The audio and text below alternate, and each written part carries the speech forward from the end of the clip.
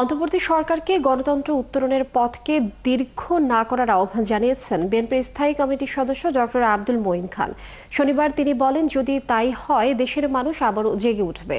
আর 1 বছরের প্রত্যাশিত জায়গায় পৌঁছাতে না পারার হতাশা ছিল বিভিন্ন দলের নেতাদের কণ্ঠে। নির্বাচনকে সংকট সমাধানের পথ বলেও মনে করেন তারা। শফিকুল হকের রিপোর্ট।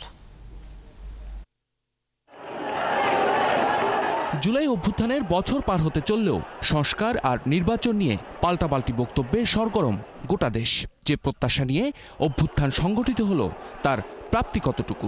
শিয়া বাটার ও ভিটামিন ই সমৃদ্ধ লিলি হালাল বিউটি সোপ, তারুণ্যময় উজ্জ্বল ত্বকের জন্য। সেই প্রশ্নের উত্তর খুঁজতেই বিপ্লবী ওয়ার্কার্স পার্টির এই আলোচনা সভা। ভোটের অধিকার যেভাবে যত বড় করে বলা হচ্ছে, ভাতের অধিকার কি সে বড় করে বলার সুযোগ তৈরি হয়েছে কিনা, বলছে কিনা রাজনীতিবিদরা, সেটি কিন্তু একটা বড় প্রশ্ন। জাতীয় নেতৃবৃন্দের পাশাপাশি এতে অংশ নেন গণমাধ্যমের কর্তা ব্যক্তিরাও। নতুন বাংলাদেশ করতে মুক্ত গণমাধ্যমের প্রয়োজনীয়তা উঠে আসে তাদের বক্তব্যে।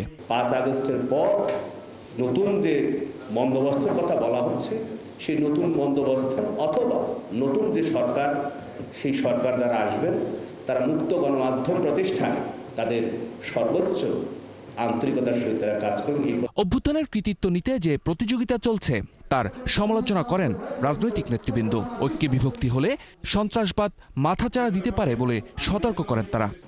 একটা ভয় আছে, সেটা হচ্ছে মানবতাবাদী গণতন্ত্রীরা যখন ভুল করে, যখন ত্রুটি করে, তখন বিচ্যুতি করে, তার ফাঁক দিয়ে সন্ত্রাসবাদীরা আবার ঢালপালা মেলার সুযোগ পায়।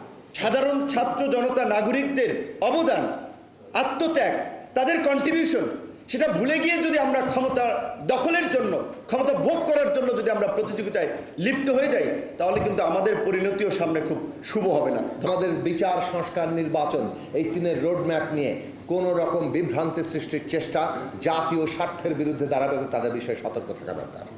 প্রত্যেকের মনে রাখা দরকার, ক্রেডিটবাজি চলছে।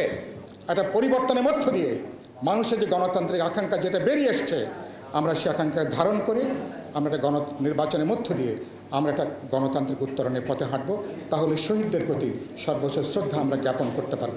প্রধান অতিথির বক্তব্যে বিএনপি নেতা আব্দুল মঈন খান জানান, মানসিকতার পরিবর্তন না হলে সংবিধান বা যে কোনো পরিবর্তনই কোনো কাজে আসবে না। আমি বর্তমান অন্তর্বর্তীকালীন সরকারের কাছে একটিমাত্র অনুরোধ করব, আপনারা সেই গণতান্ত্রিক প্রক্রিয়ায় উত্তরণের পথকে দীর্ঘ করবেন না। তাহলে কিন্তু বাংলাদেশের মানুষ তারা কিন্তু আবার জ্বলে উঠবে।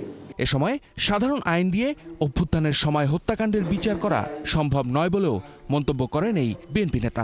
এখানে সাধারণ আইন দিয়ে এই অসাধারণ অপরাধের বিচার করা কোনোদিন সম্ভব। শফিকুল হক, ৭১, ঢাকা।